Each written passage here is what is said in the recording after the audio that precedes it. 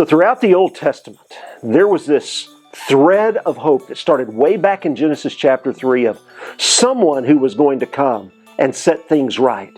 And the people in the Old Testament banked their hope on this one who was coming. They called him the Messiah, the Anointed One.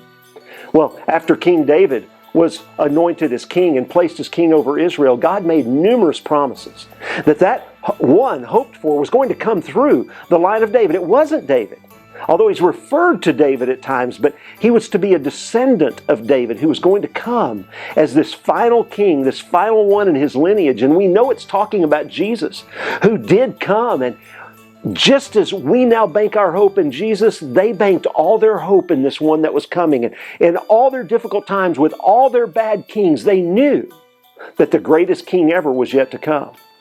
When we get to the New Testament is replete with these promises of that very same king who's coming again.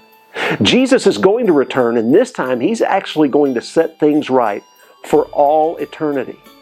So my question for you is, are you banking all your hope on that? Now, before you answer, what do you think?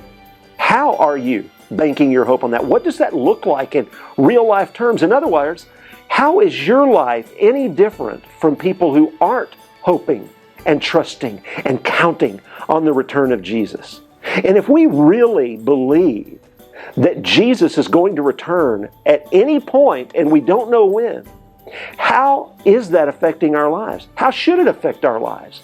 It's a great conversation to have with your friends or family. How should we be living differently if we really believe that?